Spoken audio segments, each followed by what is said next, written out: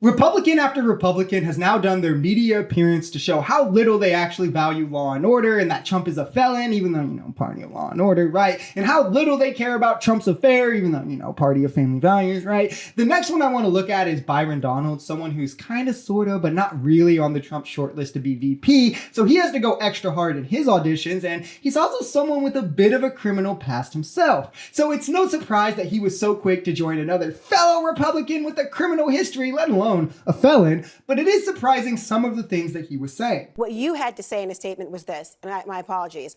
One's fate is to be determined by an impartial judicial system that is ultimately in the hands of a jury of your peer. We saw that today and every day. Americans should celebrate the fact that we live in a nation that awards every person their day in court and the opportunity for justice to prevail under the blindfold of Lady Justice. That was the Derek Chauvin trial verdict statement. What has changed so significantly for you to doubt the system so strongly now? Wait a minute. Are we really going to compare Derek Chauvin to Donald Trump? No, it's I'm not even I'm the same thing. I don't even know what that statement means. Again, from his own mouth, just a few years ago, the system was impartial. We should have faith in it. But wait, now it's a Republican getting held accountable. It's rigged. The communist Democrats. This just plays into the victim mentality that Republicans have fallen back on, largely because they've been losing massively on policy positions. Their culture wars that they were creating and doing all right on for a little bit, they've now pretty much completely lost as well. So this is just their last ditch effort. Make everyone feel bad for me and maybe they'll vote for us. And it's funny to see them get called out from how quick they've switched from just a few years prior and how their entire base has just flip-flopped with them. In terms of our democracy, when there is this perception or there is a narrative to suggest that our legal system or our courts or a jury trial is somehow so rigged and unfair, people ultimately lose faith in the entire system. And I've sat through enough trials and heard enough verdicts as our nation to know that you can't pick and choose whether the system is fair based on the particular outcome of somebody you're aligned with. Do you have concerns that by talking about this through the lens you are, that you are undermining people's confidence overall in our system? No, I don't. I don't have those concerns at all. I think that's been undermined by Alvin Bragg, by Judge Merchan, who frankly has been very clear about his support for Joe Biden. He should have recused himself based upon that. Okay, this is Editor Brandon. For the first time I think I've had to chime in like this.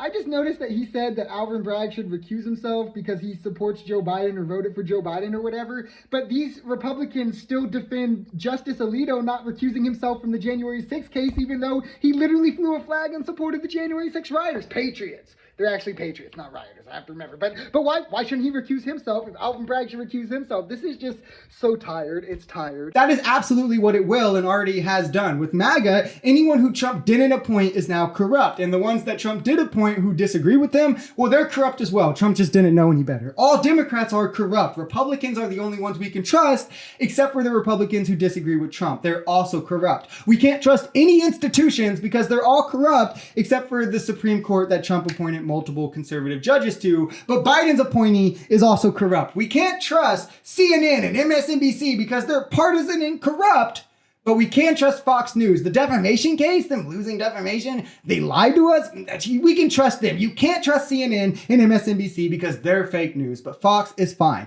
It's just silly and tired, and I, for one, am ready to move past the point where this counterfactual nonsense is the only argument Republicans can bring about anything. It's not even fun to talk to them anymore, to debate or discuss anything, because it's just like, oh, I don't believe that because that's fake news. Oh, I don't believe that because it's rigged. Oh, I don't believe that because it's corrupt. They can never disprove any of it. They can never present data or facts of their own to show their perspectives. It's just everything you're saying is untrue. So what I'm saying has to be true. Now, it just doesn't make any sense. And the only thing they'll believe is stuff that comes directly out of Trump's own mouth. I wonder if he's striking something in the heart of the American people when he says you should be focused on crime in the streets, illegal immigrants, all those issues, but instead you're focused on me.